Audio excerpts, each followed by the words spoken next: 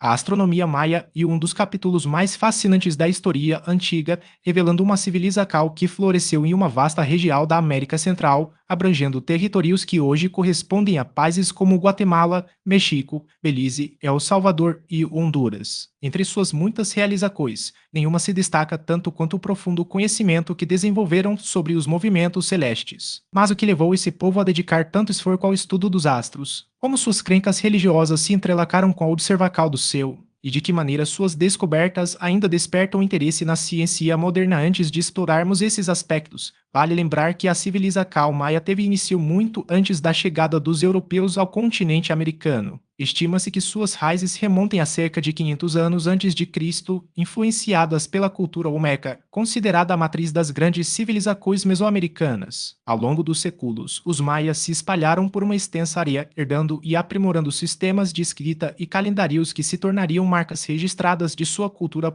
Uma das características mais impressionantes dessa civilização foi sua longevidade. Os maias prosperaram por mais de 2000 anos, mas foi entre os séculos 3 e 9 DC, durante o chamado período clássico, que alcançaram seu auge. Nesse período, não apenas aperfeiçoaram suas técnicas agrícolas e construíram cidades monumentais sem uso de máquinas, mas também desenvolveram um sistema de escrita próprio, um dos primeiros do mundo, e dominaram a arte de medir o tempo com precisão. Seus dois calendários complexos, por exemplo, continuam sendo objeto de estudo e admiração entre pesquisadores contemporâneos. A astronomia, porém, não foi um campo isolado de conhecimento. Os maias acreditavam que os fenômenos celestes exerciam influência direta sobre a vida cotidiana, desde as colheitas até os destinos individuais. Por isso, a observação atenta do céu era uma prática essencial que permitiu registrar padrões e prever eventos astronômicos com notável exatidão. Essa relação entre o sagrado e o científico moldou sua visão de mundo, dividida em 3 níveis cósmicos. O primeiro nível, o celestial, era o domínio dos deuses e dos fenômenos mais grandiosos, como o trajeto do Sol pelo firmamento. O segundo, o terrestre, representava o mundo dos humanos, concebido como uma superfície quadrada cujas extremidades apontavam para os 4 pontos cardeais. Já o terceiro nível, o inframundo, era um reino subterrâneo habitado por forcas obscuras, onde o Sol enfrentava uma batalha diária para renascer a cada amanhecer. Essa cosmologia não era apenas uma crença abstrata, mas uma estrutura que orientava desde rituais religiosos até a arquitetura de suas cidades. Para organizar o tempo e planejar atividades como a agricultura, os maias criaram 2 sistemas calendáricos distintos. O primeiro, conhecido como roda calendárica, combinava 2 ciclos, um sagrado, com 260 dias, e outro, secular, com 365 dias. Cada dia recebia uma identificação única, baseada em sua posição em ambos os ciclos. A cada 52 anos, esses ciclos se realinhavam, formando uma roda completa, após a qual o sistema reiniciava. Embora eficiente para marcar eventos recorrentes, esse calendário não era ideal para registrar datas em uma linha temporal contínua.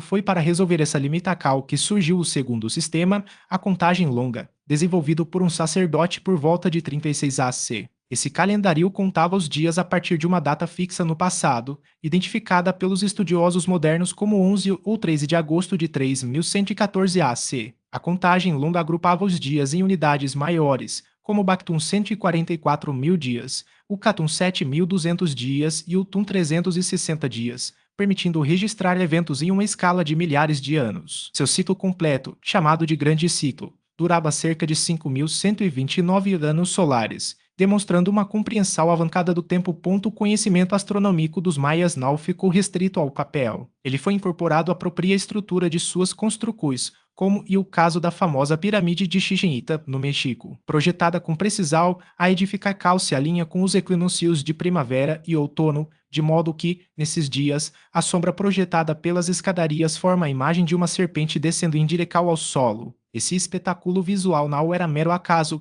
mas uma representação simbólica do deus Kukulkan, demonstrando como a arquitetura e a astronomia se fundiam em sua cultura. Apesar de não possuírem instrumentos sofisticados como os telescópios modernos, os maias realizavam suas observações com métodos analógicos, baseados na paciência e na precisão. Seus registros muitas vezes gravados em monumentos de pedra ou manuscritos, revelam um entendimento surpreendente dos ciclos celestes, capaz de rivalizar com o conhecimento de civilizações contemporâneas. Hoje, suas descobertas continuam a inspirar pesquisadores, provando que o legado maia vai muito além das ruínas que resistiram ao tempo os corpos celestes. Suas observações dependiam unicamente da visão direta do céu, embora pudessem recorrer a instrumentos rudimentares, como hastes cruzadas, para marcar posições. Não dispunham de esferas armilares ou sextantes, ferramentas usadas por outras civilizações para aprimorar seu conhecimento astronômico. Entre os métodos mais comuns, os astrônomos maias estudavam os movimentos dos astros a olho nu, registrando padrões com uma precisão que desafia a simplicidade de seus recursos. A disposição de seus templos e construções não era obra do acaso. Além de servirem a propósitos rituais, muitos edifícios eram estrategicamente alinhados para facilitar as observações celestes. Templos e estruturas eram erguidos de modo a orientar os observadores, permitindo o monitoramento de fenômenos como solstícios, equinócios e o trajeto de planetas. Em Chichén Itzá, por exemplo, o famoso El Caracol, um observatório circular, foi projetado para acompanhar o ciclo anual de Vênus. Sua escadaria principal desvia-se 27,5 graus da orientacal dos demais edifícios, alinhando-se com a posição mais setentrional do planeta. Além disso, suas aberturas coincidem com a saída do Sol nos solstícios de verão e inverno, demonstrando um planejamento arquitetônico intimamente ligado à astronomia. As observações solares ocupavam um lugar central na rotina maia. Eles não apenas reconheciam os solstícios e equinócios, mas acompanhavam diariamente o percurso do Sol, especialmente em regiões tropicais, onde o astro passa pelo zenite 2 vezes ao ano. Estruturas como El Caracol foram construídas justamente para registrar esses momentos, transformando templos em verdadeiros instrumentos de medical. Já a Lua, outro corpo celeste de grande importância, era estudada com igual rigor. Os maias registravam o número de dias interlunares, o intervalo entre duas luas novas consecutivas, e organizavam esses dados em ciclos de 6 meses lunares. Diferentemente dos astrônomos modernos, que consideram a Lua o novo momento em que o Sol e a Lua compartilham a mesma longitude eclíptica, os maias marcavam o início de seu ciclo lunar no dia em que a Lua deixava de ser visível, reaparecendo apenas como um fino crescente 2 dias depois. Vênus, por sua vez, era objeto de especial atenção. Os maias acompanhavam seus ciclos com meticulosidade, registrando suas aparições como estrela matutina ou vespertina, bem como seus períodos de invisibilidade, quando o planeta se posicionava atrás do Sol ou entre a Terra e o astro. O ciclo sinódico de Vênus, cerca de 584 dias, era conhecido com notável precisão apesar de suas variações naturais. Além disso, os maias identificaram e nomearam constelações, associando-as a animais e integrando-as a seus almanaques. O Códice de Paris, por exemplo, documenta 13 constelações, enquanto os códices de Madrid relacionam esses agrupamentos estelares a eclipses, movimentos planetários e rituais sagrados. Infelizmente, grande parte desse conhecimento foi perdida com a chegada dos espanhóis. No século XVI, os conquistadores, movidos por um zelo religioso que via na cultura maia uma ameaça, destruíram incontáveis manuscritos, os chamados códices, feitos de papel de casca de árvore e ricamente ilustrados com glifos e pinturas. Como relatou o bispo Diego de Landa, responsável por uma das maiores queimas de textos indígenas,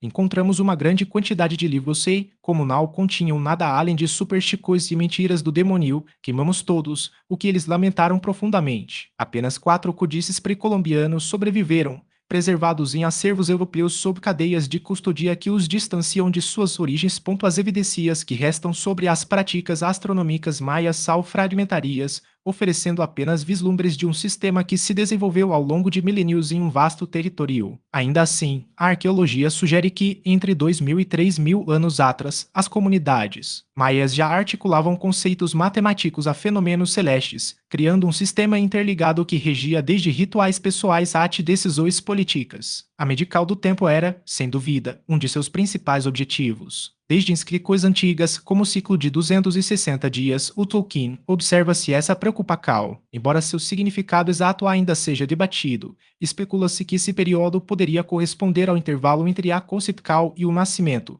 ao ciclo de crescimento do milho ou mesmo a combinação dos números sagrados 20 base de seu sistema matemático e 13 associado aos ciclos lunares. Os poucos códices que resistiram ao tempo são testemunhos preciosos desse legado. Códice de Dresden, por exemplo, funciona como um verdadeiro almanaque astronômico, detalhando previsões de eclipses e movimentos planetários. O Códice de Madrid, por sua vez, concentra-se em almanaques agrícolas e rituais de adivinhacal, enquanto o Códice de Paris mescla profecias com o calendário mesoamericano de conta longa. Cada um desses documentos revela uma civilização que, mesmo sem os recursos tecnológicos de épocas posteriores, desenvolveu uma compreensão do cosmos tal profunda quanto complexa, assim como o Códice Grolier, que se destaca por ser um almanaque dedicado exclusivamente a Vênus. O glifo número 24 aparece em monumentos como um marcador especial para datas ou eventos astronômicos de grande relevância. Os maias ergueram inúmeras estelas, estruturas de pedra que geralmente traziam uma data do calendário de conta longa acompanhada de séries complementares. Essas séries adicionais registravam detalhes lunares,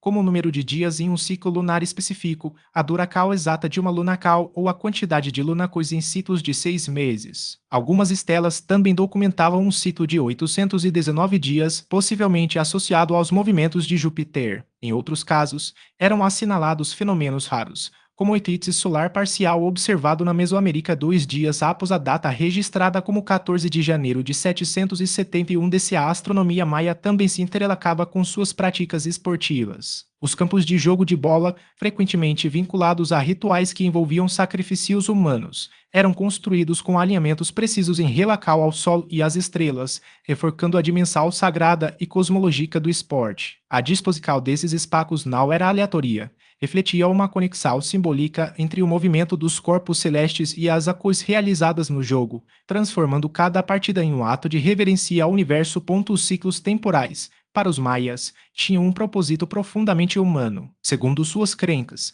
a repetição dos ciclos naturais ocorria porque os primeiros seres humanos haviam ignorado os deuses quando estes lhes revelaram os segredos do mundo. A cada 52 anos, um novo ciclo de destruição e renovação se aproximava, exigindo rituais para evitar o colapso da ordem cósmica. Essa visão reforçava a ideia de que o tempo não era linear, mas sim uma espiral de eventos interligados, onde o passado e o futuro se encontravam. Os deuses maias estavam intrinsecamente ligados à astronomia e à natureza. Cada divindade governava um aspecto específico do mundo, e sua importância variava de acordo com os movimentos celestes. Somente os sacerdotes, detentores do conhecimento sagrado, podiam interpretar essas relações. Izana, o deus criador, era associado ao céu e à sabedoria, enquanto que Nishal representava o sol em sua forma diurna. O jaguar do sol noturno simbolizava a jornada do astro pelo submundo, e os 4 chakras controlavam as tempestades, o trovão e as chuvas, elementos vitais para a agricultura. Havia ainda Ixchel, a deusa da lua e da fertilidade,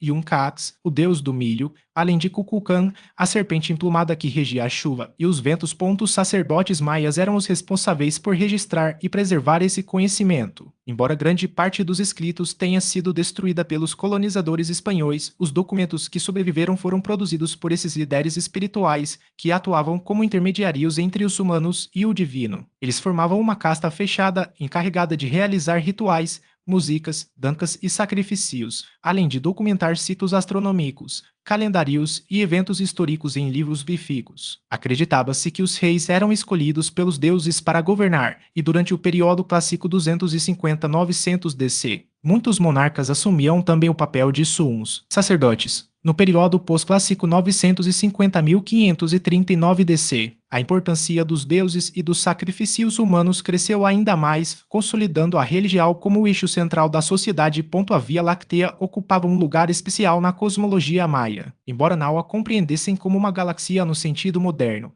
eles a reverenciavam como a árvore do mundo, representada por uma ceiba majestosa em flor, chamada Iash. Também era conhecida como Wakashan, onde Wak significa 6 ou ereto, a refere-se a torto ou crescimento, e Shan ou Kan simboliza a serpente ou seu. Essa árvore cósmica se erguia quando a Via Láctea aparecia verticalmente no horizonte, estendendo-se do sul ao norte. Durante os meses de inverno, quando a porção menos luminosa da galáxia dominava o céu, os maias a chamavam de serpente de ossos brancos. Essa parte da Via Láctea, visível na estacal seca, não era tão brilhante quanto as nuvens estelares do verão, mas ainda assim podia ser observada com clareza por aqueles acostumados à escuridão.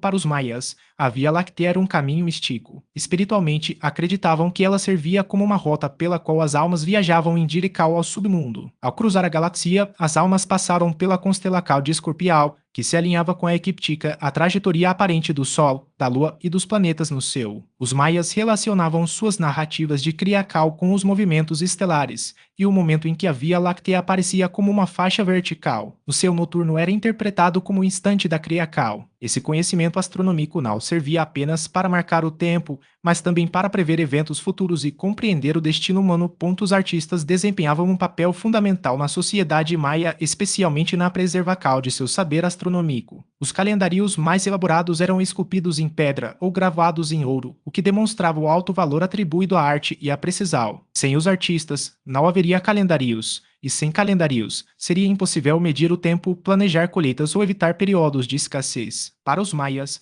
a astronomia estava entrelaçada com a arte, a agricultura e a religião, formando um tecido cultural indivisível. Apesar de seus extraordinários avanços científicos, a civilização maia começou a declinar no início do século XI. As causas desse colapso ainda são debatidas entre os estudiosos. Alguns apontam guerras internas, enquanto outros sugerem a interrupção de rotas comerciais ou esgotamento dos recursos naturais devido a práticas agrícolas insustentáveis. Há também quem defenda que mudanças climáticas e a intensa exploração da terra contribuíram para o declínio. O que restou da cultura maia foi em grande parte assimilado pelos conquistadores espanhóis no século XVI, mas seu legado científico e astronômico permanece vivo nas descobertas que arqueólogos continuam fazendo sobre essa fascinante civilização. Mas por que é tão importante compreender os motivos que levaram ao declínio dos maias? A resposta está na própria natureza do conhecimento histórico. Ele não serve apenas para registrar o passado, mas para iluminar o presente e orientar o futuro. Quando analisamos as hipóteses sobre o colapso maia, sejam elas guerras internas, crises ambientais ou pressões externas, percebemos que muitas dessas questões ecoam nos desafios contemporâneos. A exploração desenfreada dos recursos naturais, por exemplo, não é um problema restrito ao passado. Hoje, vemos florestas sendo devastadas, solos se esgotando e ecossistemas entrando em colapso, muitas vezes em nome de um desenvolvimento que ignora os limites do planeta. Da mesma forma, as desigualdades sociais e as disputas por poder, que podem ter enfraquecido as estruturas políticas maias, ainda persistem em diversas sociedades, gerando instabilidade e conflitos. O estudo das civilizações antigas, como a maia, nos oferece uma espécie de espelho. Ao observar como outras culturas lidaram com crises, podemos identificar padrões, erros e soluções que talvez se apliquem aos nossos próprios dilemas. Não se trata de uma simples comparação, mas de um exercício de reflexão crítica. O que podemos aprender com aqueles que vieram antes de nós? Como evitar repetir os mesmos equívocos? Além disso, compreender a história maia e reconhecer a resiliência humana. Mesmo após o colapso de suas cidades-estado, os maias não desapareceram. Sua cultura, língua e tradições sobreviveram, adaptando-se a novos contextos. Esse legado nos mostra que, apesar das adversidades, as sociedades têm capacidade de se reinventar, desde que haja consciência de seus erros e disposição para mudar. Portanto, estudar o passado não é um exercício de nostalgia, mas uma ferramenta essencial para construir um futuro mais sustentável e justo. Afinal, um povo que desconhece sua história corre o risco de repetir os mesmos erros, enquanto aquele que a compreende tem a chance de escrever novos capítulos, mais conscientes, equilibrados e promissores.